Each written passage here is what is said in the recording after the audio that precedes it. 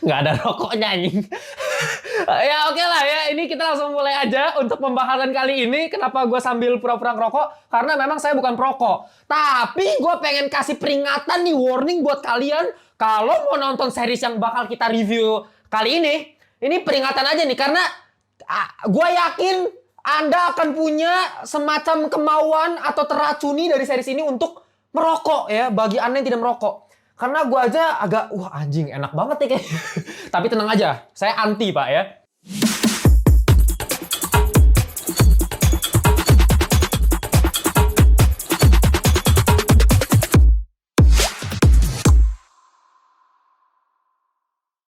Welcome back to Ngelantur Indonesia. Skui nonton, skip belum? Jangan lupa kalian semua ya. Kali ini gue lagi pengen bahas sebuah series yang bener-bener trending di mana-mana, terutama Indonesia.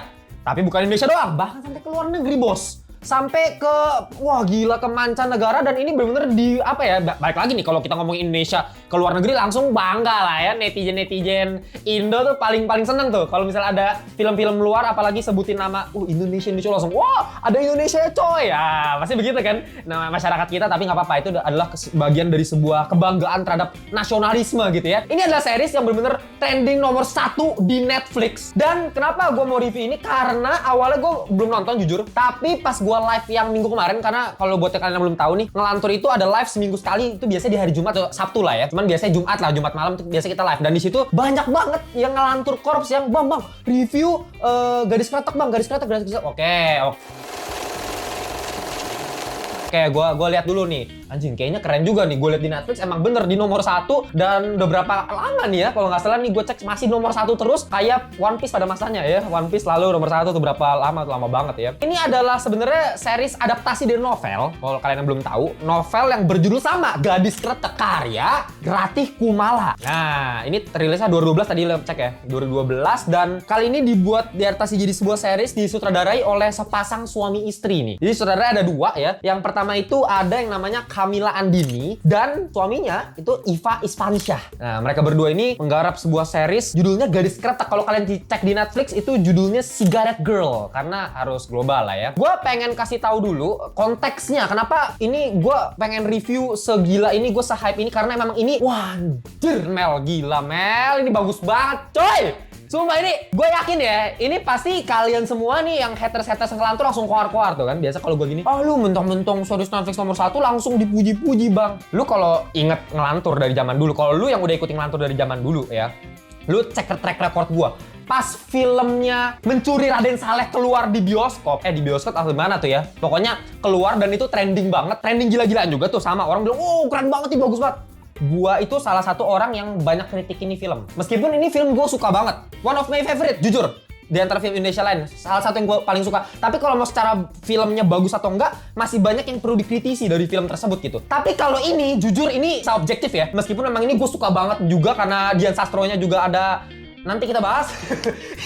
nanti ya. Cuman gue pengen kasih singkat dulu secara sinopsis biar kalian ngerti buat yang udah nonton atau yang belum nonton, yang udah nonton, jadi semuanya bisa nonton ini. Cuman kalau misalnya kalian belum nonton, gue kasih sedikit spoiler warning kali ya, spoiler alert. Jadi karena ada beberapa adegan yang gue bakal bahas dari sisi series ini. Jadi banyak cerita yang bakal gue include, termasuk ada plot twist juga nanti bakal gue bahas. Jadi kalau kalian emang bener-bener bang, gue anti banget sama spoiler, ya udah skip dulu video ini, di save dulu, nanti kan balik lagi kalau udah nonton series ini ya, karena ini series cuma 5 episode bos ya, 5 episode, satu episode itu cuma 1 jam doang. Jadi ya sebenarnya simple, dan gua itu nonton sampai subuh-subuh. Gila nggak bos? Gua tonton dari jam berapa tuh ya, abis kerjain tugas buat skripsi, gua tonton sampai pagi-pagi pak, sampai jam 6-an itu gua baru selesai nonton. Dan itu adalah hal yang jarang gue lakuin. Terakhir kali gue melakukan hal seperti ini demi menonton sebuah film atau series lah, karena series kan panjang jadi ya sampai pagi gitu. Itu terakhir Breaking Bad pak, jujur aja. Itu series yang 10/10 satu-satunya. Gue nggak bisa kasih series lain di atas Breaking Bad atau setara sama Breaking Bad atau even mendekati pun. Breaking Bad terlalu jauh menurut gue. Jadi itu gue nonton sampai subuh-subuh, meskipun nggak cukup 1 hari juga lah ya. Gila, itu kan 5 season. Temen, gue bener-bener tegang banget. Ini kedua kalinya gue ngerasain hal yang sama. Bener-bener gila sih. Kayak kalau kalau misalnya kemarin Alice in Borderland sih sempet sampai jam 3-an gitu. Tapi nggak sampai pagi, ini sampai pagi, Pak. Gua saking drama loh, ini bukan action ya. Nah, ini gua kasih sinopsis singkatnya dulu. Jadi, kalau nanti kalian nonton, kalian bakal mengikuti perjalanan dari seorang yang bernama Suraya ya. Panggil Romo ya, seorang pengusaha rokok kretek gitu ya. Seorang pengusaha punya anak gitu ya. Dia udah kritis, udah sakit-sakitan gitu ya. Tapi di akhir penghujung hidupnya gitu dia panggil anaknya dan dia bilang, "Nah, kamu cari yang namanya Jengyah ya." Nah, terus habis itu gara-gara itu langsung anaknya cari tahu nih, Jengyah. Siapa itu Jengyah? Karena nggak dikasih tahu. Emang agak aneh juga sih awalnya ya. Kenapa cari tahu Jengyah? Nggak dikasih tahu apa-apa mengenai Jengyah. Cuman kamu cari Jengyah, nggak dikasih tahu apa-apa tentang Jengyah. Jadi suruh anaknya cari sendiri. Nah, si anaknya ini yang diperankan oleh Arya Saloka dan dia di sini berperan sebagai karakter yang namanya Lebas ya, Mas Lebas. Si Mas Lebas ini sampai cari ke museum kretek, sampai ke luar kota. Dan kan dia awal dari Jakarta ya, dia ke pedesaan gitu buat nyari si Jengyah yang nggak dikasih tahu ini sama bapaknya ini ya. Dia cari sampai ke Seluk-Beluk, sampai dia ketemu satu karakter yang diperankan oleh Putri Marino ya, siapa yang nggak tahu lagi. Dan dia Putri Marino ini ternyata punya hubungan di kekeluargaan sama si Lebas gitu. Jadi si Putri Marino ini yang namanya Arum, sebenarnya dia punya mama, nanti ada plot twistnya bakal gue ceritain, itu punya konektivitas dengan bapaknya si Lebas. Jadi ketemuan, terus dia cari surat-surat zaman dahulu gitu, cari Jengyah ini siapa ya, dicari konektivitasnya, dicari terus baca bareng dari yang awalnya nggak kenalan gitu ya, sampai kenalan, deket gitu ya, baca bareng, memulai perjalanan sambil baca terus surat-suratnya. Nah, jadi dari masa kini itu selalu mengalami perpindahan ke masa lalu. Nah, ini jadi series ini tuh bisa gue bilang alur tuh maju mundur. Jadi nggak cuma linear gitu doang ya, bergerak satu arah, tapi enggak. Jadi lu dapat perspektif dari era modern dengan color grading yang berbeda juga tentunya ya. Terus lu bisa dapat perspektif dari era zaman dulu ketika baca surat, langsung perpindahan transisi ke era zaman dulu dengan color grading yang beda lagi. Nanti sisi sinematografi bakal gue bahas juga. Karena itu bener-bener salah satu positif yang gila banget. Gimana Mel? Tadi lu sempat lihat kan? Gimana dari 1 sampai 10 cuma lihat singkat aja gimana dulu? 8 kayaknya. 8 ya? Bisa. Indo loh ya. Jadi kenapa gue bilang ini series gokil banget? Karena ini series paket lengkap. Balik lagi, apa indikator parameter buat ngelantur bilang ini film atau series ini bagus ya? Ini paket lengkap. Paket lengkap maksudnya apa bang? Sinematografi OP, scoring OP, soundtracknya oke, banyak unsur kompleksitas sejarahnya dapet, politiknya ada juga, polemik feminisme ada di sini tanpa meninggalkan kesan SJW sama sekali. Ya, tidak seperti Mulan. Ini karakter utamanya cewek. Kagak ada SJW-nya. Lagi-lagi apa nih? Ini gue bahas singkat ya. Lagi-lagi kenapa? Lu liat Mulan, saudaranya siapa? Yang live action ya? Niki Karo, cewek. Lu liat Mulan yang versi dulu, yang animasi. Siapa saudaranya? Cowok, bos. Ini saudaranya siapa? 2, cowok, cewek. Balance. Ini menurut gue salah satu indikator kenapa kalau misalnya cewek yang buat bener-bener. Lu liat Barbie kemarin. Saudaranya siapa? Greta Gerwig, cewek. Jadi ya udah, gue nggak mau masalahin buat cewek. Mungkin buat cewek, buat gue nggak apa-apa ya. Kalau buat cewek sih gue agak bermasalah sedikit ya. Menurut gue kayak ini lebih bagus gitu, cowok cewek. Jadi ada pandangan ceweknya, patriarkinya, ada pandangan feminismenya. Nah itu polemiknya dapet, lucu ada, komedinya banyak, berkali-kali gue ngakak. Dramatik, drama banget. Balik lagi Indo ya, dari dulu kan Indo kan kalau nggak horor jagonya apa? Drama.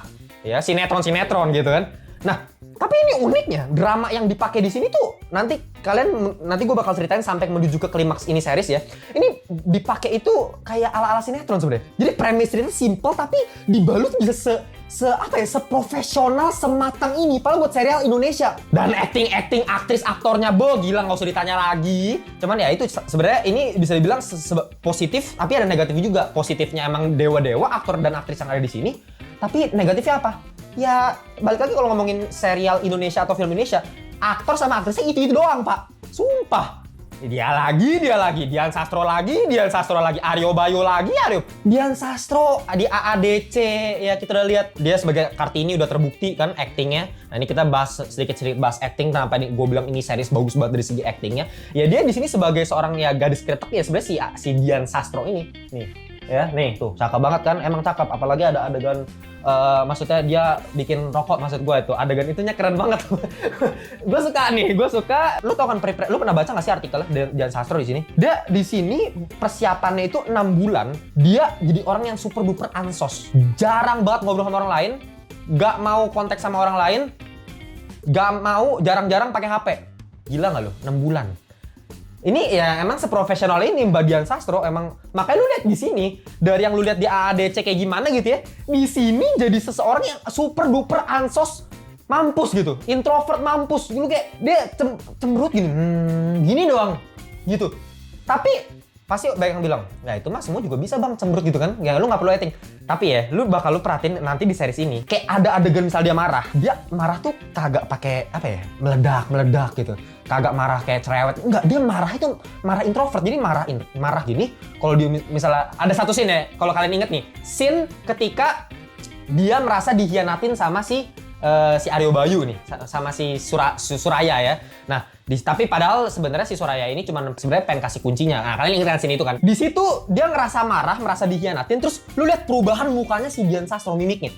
Dia marah itu kayak matanya melotot, kesel gitu. Kita dapet emosinya Dian Sastro, kayak anjing dia marah pak. Tapi marahnya tuh marah introvert gitu loh.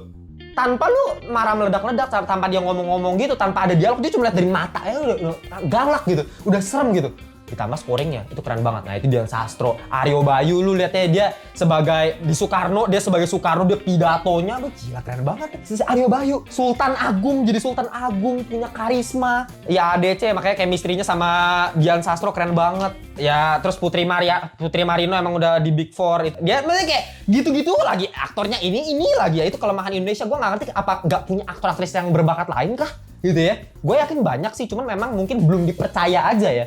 Karena tapi memang ini jago sih, gue yakin, dan ini berhasil karena emang aktor-aktrisnya ya. Gue no debat untuk masalah itu. Balik lagi ke permasalahan cerita. Ketika ya kalau kalian ingat di awal series ini, kita dikasih transisi yang sebenarnya menurut gue smooth banget antara masa modern. Jadi ketika si Arum sama si Lebas ini cari tahu nih di surat ini, baca surat-suratnya ya. Jadi kita langsung masa depan, masa lalu, balik lagi ke zamannya Gadis Kretek nih, ke si Dian Sastro. Itu di zaman 1960-an. Balik lagi ini kalau misalnya secara penulisan ya, novelnya gila banget si Rati Kumala tuh, eksplorasi dia mengenai sejarah itu dia researchnya dalam banget pak. Era segitu 1960 emang era kejayaan masa-masa kerjaannya kretek gitu ya. Era pabrik kretek lagi banyak gitu ya, dan keren banget researchnya sampai mengambil polemik masalah politik. Lu dapet vibes yang bener-bener harus berbeda tapi nyaman. Jadi kayak beriringan gitu ya, menuju ke satu titik. Jadi ada misteri si Jeng Yah ini siapa, dan kita baru tahu di akhirnya, dan itu berjalan seiringan dari ketemu di akhir sampai ke episode 5, dan itu plot twistnya gokil banget jujur. Di masa sekarang kita dapat perasaan yang lebih, dapat istirahatnya, restingnya, karena dapat kesan komedi ya. Gue suka banget, banyak banget unsur-unsur komedi antara si Lebas sama Arum. Kayak kalau kalian inget scene ini ya, ini adegan mantap-mantap bisa gue bilang ya. Gila sih, adegan mantap-mantapnya gila sih. Dian Sastro gokil sih. Profesional. Si Dian Sastro itu keren banget. Gila, gue suka banget ketika abis adegan mantap-mantap. Itu kan masa lalu. Transisi di smash cut. Ini gue pernah jelasin smash cut kan. Di smash cut ke adegan masa kini ketika mereka lagi baca surat. Ini kan masa surat itu kan sebenarnya Jeng Yah lagi tulis kan. Jadi dia kayak naratornya tuh. Jadi kembali ke masa lalu, terus balik ke masa sekarang ketika si Arum sama Lebas lagi baca itunya, lagi malam-malam geledek. Jeger. Abis itu mereka lirik-lirikan gini. Itu kalau lihat scene-nya ya, itu ngakak sih. Di smash, jadi abis adegan yang mantap-mantap nih, lu bayangin ya, dengan color grading kecoklatan sinematik gitu ya. Di smash cut ke masa kini, mereka lagi awkward gitu bacanya. Loh kok begini? Ternyata masa lalu leluhur mereka, bukan leluhur juga sih, cuma sih ya ini mereka tuh punya hubungan yang sampai kayak gini banget gitu. Ya itu tuh ngakak. Terus adegan ketika mereka pas pertama kali perkenalan, salaman gitu ya, si Arumnya kayak mau salamin nggak salamin mulu, terus gini kayak gini. Itu apa ya, adegan-adegan detail kecil-kecil yang kayak gini ngakak, dan itu banyak gue temuin di era modern nih, di tahun 2000-an ya gitu loh. Lu dapet vibes yang berbeda ketika di masa lalu dengan sinematik yang scoringnya ketika, nah ini kita masuk sinematografi dikit ya, ketika adegan ngebikin produksi rokoknya ya, aduh itu bener-bener kayak iklan bos. Gue tuh pas pertama kali lihat ini tuh, anjing ini mah iklan kayak kalau Marjan kan Marjan sinematik kan, ini lebih sinematik lagi, dan ini rokok masalahnya. Ini gue takut di awal ya, kayak wah bangke ini gue ambil dari sisi gue sebagai orang anti rokok. Kalau kalian ya gue nggak masalah nih. Kalau gue nganggap kayak orang-orang yang nggak ngerokok ya bahaya dong, ya kan, bahaya dong maksudnya. Ya bahkan di series ini yang gue juga suka ya, dikasih tahu juga ada sisi negatifnya juga. Nah itu menurut gue agak balance di situ. Jadi nggak cuman melulu sebagai kualitas rokoknya, wanginya, enaknya, tapi ada sisi ketika si Arum ini kan dokter sebenarnya. Jadi si Arum ini dokter, dia kayak nih Arum yang ini nih, tuh si Putri Marino. Dia itu bilang, gue tuh benci banget rokok. gue tuh anti rokok karena rokok itu nggak sehat. Nah ada tuh kata-kata seperti itu. Jadi kita diingatkan sedikit lah, meskipun memang yang lebih diemphasize emang enak apa rokoknya. Makanya gue bilang agak bahaya karena secara iklan tuh sinematik dia ngulek tembakau, dia bikin sausnya. Katanya kan si Jeng Yah bilang kan, si Dasyah tuh dia bilang kunci enaknya rokok itu ada di sausnya. Resep sausnya, dan dia bikin saus ini lebih gila daripada Breaking Bad bikin metamfetamin. Metamfetamin agak gilar dikit ya, agak gilar dikit. Oh kayaknya nih metamfetamin lumayan nih, kayaknya sabu gitu ya. Enggak. Maksud gua emang secara itu dibuat ngiler gitu di Breaking Bad-nya, dan itu jadi seriesnya bagus gitu maksud gua. Cuma ya balik lagi di sini memang tujuannya untuk membuat amplify judul dari gadis kreteknya itu. Waduh, asapnya, makro shotnya ke arah tembakau pas dipikir ada korek. Itunya asapnya, smoky-nya, perpaduan apa dengan mawar yang dipetik, ada wangi mawarnya, resepnya. Itu kayak lu ngeliat kayak apa ya? Kayak kalau misalnya di YouTube tuh ada yang namanya channel, aduh gue lupa tuh, yang mengenai Chef Renata sama Chef Juna tuh, gue inget banget tuh. Ya kan, tau gak sih? Yang kuliner itu kan sinematik banget tuh di YouTube tuh. Itu gue rasa kayak gitu, tapi ini rokok masalahnya, Pak. Jadi bener-bener agak bahaya. Gue anjir, kayak jadi agak ngecas gitu. Cuman enggak. Gue anti. Tenang aja. Cuman ya itu, kita perlu filter sedikit ya kalau misalnya mau nonton ini, dan gue yakin juga bukan buat anak-anak juga sih serialnya. Udah sinematiknya keren banget secara sinematografi, angle, DOP-nya sih gokil banget sih buat series ini ya. Gue sih bener-bener respect parah sih. Lu kalau mau banding sama series-series western atau series film-film MCU, lu jujur ya, lu mau ngomongin Indo, MCU kagak ada sinematiknya. Ini tuh meskipun abang itu kan action, ya udahlah kita compare sama yang drama deh. Gue yakin jarang loh yang bisa segila ini secara sinematografi. Ini tuh sinematik banget. Ditambah lagi scoringnya, Pak. Scoringnya itu ketika lagi adegan masak ini ya, adegan masak tembakaunya itu ngeringin ini segala tuh dikasih. Lu tadi sempat dengar kan kayak ada itu bukan Squid Game ya. Squid Game gitu. Agak mirip kan? Tapi cuman ini kayak nadanya tuh bener-bener kayak kita dapet perasaan kena marketing gitu. Kena marketing S3-nya rokok ini. Ya, jadi dapat pas lagi dimasak kayak jadi kayak ada unsur megahnya, unsur mewahnya meskipun tradisional gitu, tapi dapat mahalnya tuh dapat. Ngerti gak sih? Kualitasnya tuh dapat gitu. Jadi kayak kita jadi pengen rasain kreteknya ini gitu dengan dan itu bener-bener pas banget dengan soundtrack yang juga gila. Lu lihat nih opening scene ya. Ini opening scene ya, gue langsung ngerasa kayak lihat opening scene apa? Money Heist, Pak. La Casa de Papel. Atau tadi lu sempat lihat ini nggak? Opening scene-nya? Sempat lihat kan? Yeah. Ngerti kalem kan? Kayak Last of Us juga begini nggak sih? The Last of Us yang kalem kan, The Last of Us kan zombie kan, tapi kalem gitu opening scene. Ini juga mengambil pendekatan yang sama dengan motion bunga, majas-majas metafora seperti itu ya. Tapi soundtrack dari Nadine Amizah, Kala Sang Surya Tenggelam itu di awal itu gue denger banyak dari para netizen bilang katanya banyak yang gak skip intronya. Kayak sama persis kayak La Casa de Papel punya. Yang La Casa de Papel itu kan kayak My life is going on. Itu kan. Itu gue berkali-kali gak skip intronya tuh. Sama Last of Us juga sama-sama gue gak skip intronya. Ini juga ya meskipun di akhir-akhir gue agak skip. Cuman tetap di awal-awal tuh bener-bener gue tertegun sih dengerin lagu Nadine Amizah yang bener-bener pas banget sama vibes dari keseluruhan series ini. Dan fase dramatiknya itu bener-bener memuncak di setiap episode tuh meningkat terus 1, 2, 3. Rapi, editing masa lalu masa sekarang, cut-nya enak banget. Match cut, ada beberapa match cut dari masa lalu, mobil jadul, perpindahan ke masa sekarang dengan mobil yang udah tahun 2000-an. Bagus banget, rapi semuanya. Dan ketika di episode 4 tuh yang menurut gue puncak klimaksnya ketika ya si Jeng Yah ini ketika si Jeng Yah itu udah ditangkap terus berhasil balik lagi, ya kan kalian tahu sendiri. Terus dia ketemu lagi sama si Suraya yang udah nikah sama cewek lain gitu ya. Dengan dia masuk ke tempatnya diem-diem ngambil kreteknya. Terus ternyata si Suraya itu udah make resep yang si Jeng Yah ini udah buat, dipakai buat perusahaan lawannya.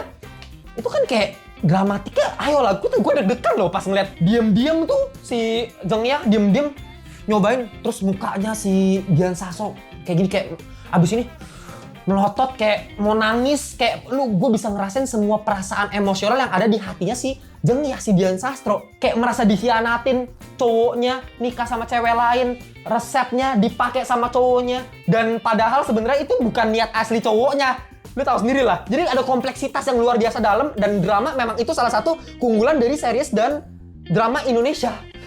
Gitu ya. Main cowok, cewek, selingkuhan, drama, khianat sana sini, itu kan ala-ala Indonesia benar-benar keren, dan dieksplorasi dengan sinematografi lebih keren lagi gitu loh. Dengan scoring yang ketika dia drama tension naik, terus pas banget lagi si Suraya pas dia lagi ngerokok, si Suraya masuk ke kamar, bang, si Jong Yahnya nengok, si Surayanya juga yang awalnya kirain dia udah nggak tahu kemana, si Jong Yahnya gitu ditangkap, kirain tangkap belum balik kan, ternyata udah balik, dia ngelihat tatap-tatapan, dramanya tuh kayak oh my god, ini bener-bener ngacak-ngacak hati gua. Itu yang balik lagi gua bilang gimana cara bikin film sama series ini bisa dibilang bagus adalah film atau series ini bisa menghancurkan, mengacak-acak, mengobrak-abrik hati kita yang nonton, dan itu berhasil banget. Ya balik lagi serial Indonesia gitu ya. Belum lagi plot twistnya di akhir. Tahu sendiri plot twistnya apa? Ternyata si Putri Marino ini, ya, si Arum ini, yang selama ini dia punya mama, ya, satu-satunya mama, katanya bapaknya udah meninggal, ya kan?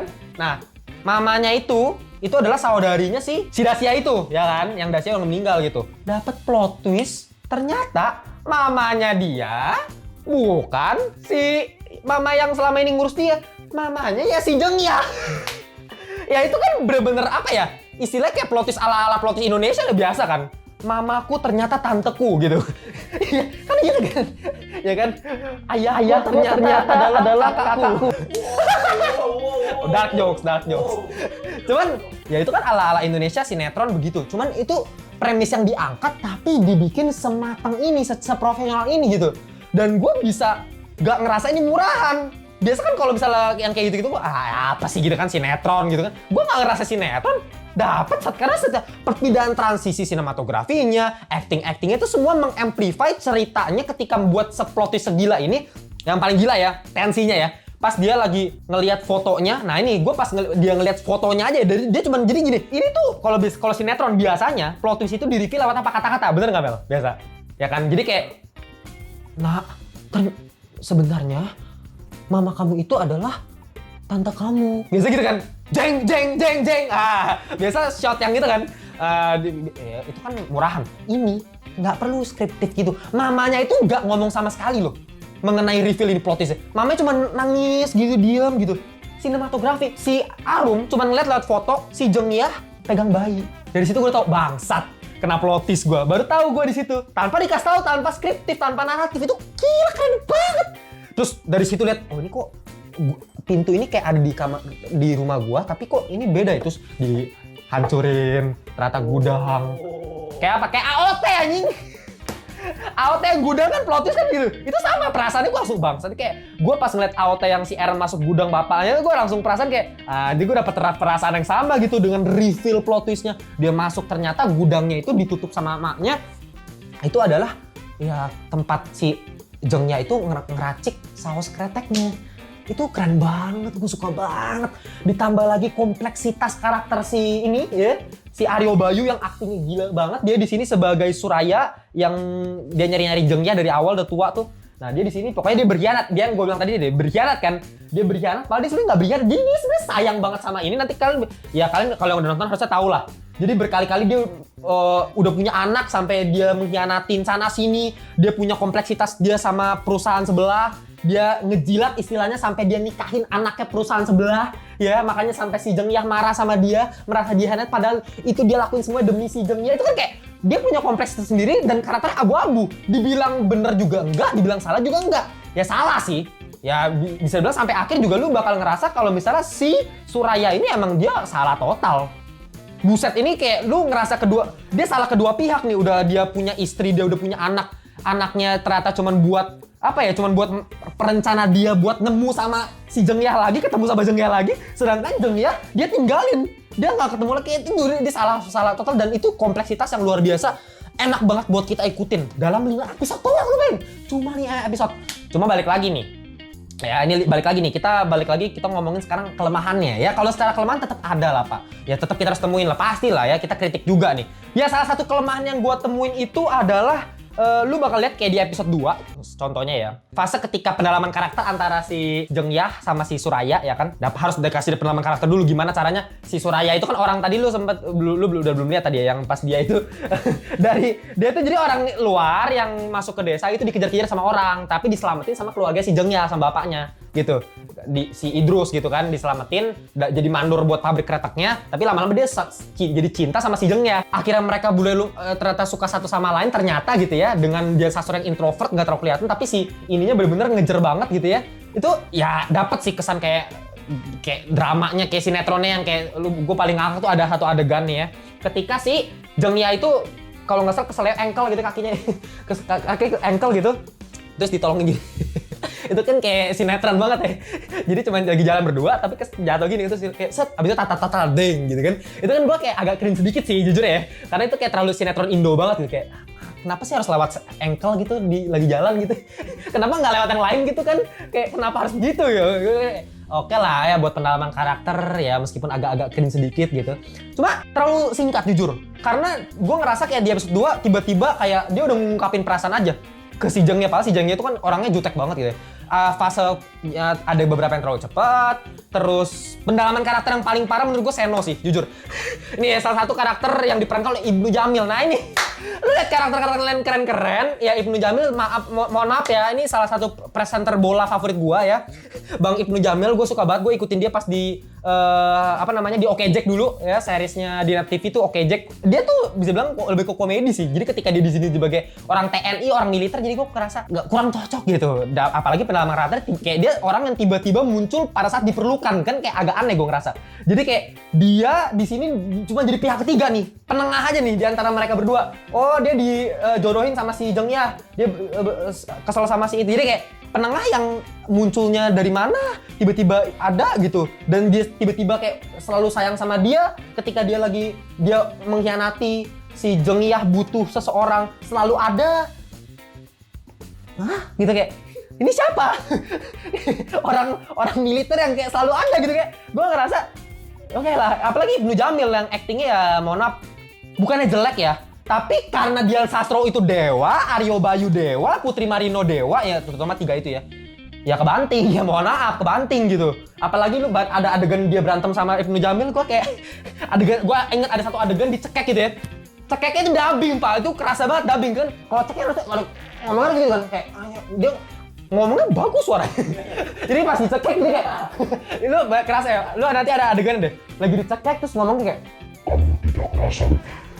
kok suaranya jadi ngebas gitu, bagus banget suara lu gitu. Paling dicekek gitu, gue ngerasa di dubbing gitu. Ya ada hal-hal minor gitu yang gue merasakan dan itu selalu terjadi ke si Bang Ibnu Jamil ya. Mohon maaf ya, lu kalau ngomongin bola gue suka banget loh ya sebagai presenter bola, asik nih komentator nih. Cuman kalau acting bagus cuman kalau di sini kebanting, maaf karena emang Aryo Bayu anjing keren banget tuh, jago banget sumpah. Ini jago banget sumpah nih, gila banget. Dan ya secara overall ini series yang kalau lu belum nonton wajib terutama lu Mel. Gila, greget banget jujur. Ini bukannya gue lebay atau apa, kan Indonesia proud lokal lu so lokal pride, so ini bang lokal. Kayaknya ini bagus. Lu tahu kan track record ngelantur. Lu kan kameramen gue Mel. Lu jujur aja lu. Kalau misalnya mau film Indo atau apa kalau jelek kan gue tetap kritik kan. Gue orang yang nggak peduli lu mau sutradara Joko Anwar kayak yang pro gitu, yang tetap gue respect gitu ya kan. Tapi kalau emang jelek ya gue kritik gitu. Masa gua jilat-jilat gitu mentang-mentang konten kreator gitu, siapa tahu kan di ini nggak mau gua belum jelek gitu. Justru itu kan letak melantur kan di situ ya. Kita kasih ini sumpah ini sejujur-jujurnya mohon maaf, ini bagus banget di series. Jadi dari kelemahan-kelemahan tadi yang memang Ibnu Jamil pertama dan ada beberapa fase yang memang agak terlalu cepat, dan di episode 5-nya menuju ke reveal-nya tuh menurut gua terlalu agak-agak apa ya, narator banget ya. Jadi kan naratornya ke si Mas Eko lah, terus tiba-tiba ganti ke perspektif ke mamanya si Arum, ganti lagi perspektif si Suraya yang udah tua, si Romo, kan? Jadi kayak bener-bener episode 5-nya ya, itu bener-bener cuman pelan aja, cerita, flashback, nah itu jadi kayak naratif banget karena dari narator, jadi dari narator yang berbeda-beda dikasih tahu nih, oh ternyata reveal-nya seperti ini ya. Itu di episode 5 ya, karena apa ya, mungkin ngejer reveal-nya perlu lebih cepat ya, jadi kan episode 5 doang kan soalnya kan. Tapi selain itu, please, sinematografi gue nggak mau debat, ini parah banget, acting parah banget, politik Tadi gue belum sempat mention, gue bahas dikit mengenai G30 SPKI. Jadi ini ya, Mel. Ini tuh ngambil perspektifnya G30 sebenarnya. Jadi permasalahan kenapa tadi gue bilang si Zheng Ya ini ditangkap karena dia dihianatin. Namanya bapak dia dimasukin sebagai list anggota PKI sama si perusahaan lain, perusahaan kreatek sebelah. Dan perusahaan kreatek sebelah anaknya dinikahin sama dia. Nah, lu ngerti kan dramanya? Dapet, tapi itu ngambil politik dan itu ngambil keresahan yang terjadi di tahun 1965, Pak. Dimana 1965 lu tau sendiri 7 jenderal di ini gue ngerasa gue kira awalnya ini cuma dari Easter egg doang kan lewat radio tuh kan kayak ditemukan ada berita tuh ditemukan nggak dikasih PKI itu nggak pernah disebutin cuman partai merah gitu ya di filter pasti lah ya cuman gue rasa keren juga deh Easter egg ini G30S ternyata bukan Easter egg ternyata emang itu fokus utamanya cuman memang itu secara soft aja fokusnya di dramanya keren kan gila lu ngambil perspektif ini ternyata dia pernah kerja buat pabrik kretek merah di mana kretek merah itu partainya PK komunis yang komunis gara-gara peristiwa itu langsung ditangkap-tangkapin sama pemerintah makanya ini ditangkap juga bapaknya meninggal gila oke file score nggak usah basa-basi lu pasti nggak bisa nebak file score gua berapa 9,2 per 10 alias apa? Top Marco Top series Indonesia loh. Mungkin 9,2 ya kalau buat series barat ya termasuk berarti bagus aja gitu ya. 9,2 buat Indonesia sih buat gue sih anjing sih. Itu sih anjing itu level atas banget sih. Gue jujur lu mau ngomongin series apa Layangan Putus lah. Mau ngomongin apa? Film-film kayak AADC, apa Imperfect, 5 cm apa atau series-series yang kemarin tuh Indonesia yang lain. Enggak menurut ini sih ini gila sih. Ini di atas sih serius. Lu wajib banget nonton. Dan sebenarnya itu aja. Ini bener-bener menurut gue revolusi buat perfilm Indonesia. Gue akhirnya baru tahu anjing Indonesia bisa Pak buat kayak gini Pak. Bisa lu. Jadi tolong mohon para influencer, mohon para orang-orang berduit, mohon para kaum elit-elit global bukan elit-elit lokal di Indonesia perhatikan seni di Indonesia ya. Karena lu bisa lihat ini series mendunia dan orang bisa tahu sejarah kretek di Indonesia. Meskipun gue tetap anti sama rokok. Cuma at least dia bisa ngebawa budaya Indonesia ke negara luar. Itu komplimen yang luar biasa dan itu perlu dipertahankan. Kita bangun terus, jangan cuma horor-horor terus. Ayolah, please lah. Ini keren banget. Kalau misalnya kalian pengen denger video-video kayak gini lagi, subscribe gue ya di review-review lain. Oke, jangan lupa follow kita di Instagram, di TikTok. Dan kalau misalnya pengen ngobrol-ngobrol sama gue di grup WhatsApp, cek di link yang gue taruh di bawah di description box. Gue join di grup Ngelantur Corps. Kita bisa ngobrol-ngobrol seputar film, TV series, dan yang lain-lain. Dan baju, jangan lupa. Ini baju yang gue gambar sendiri, pakai tangan gue sendiri. Ya, bisa dicek di link yang di bawah di Tokopedia. Tinggal dibeli aja, itu official merchandise dari Ngelantur. Gitu aja, kita jumpa di review berikutnya. Bye-bye semuanya.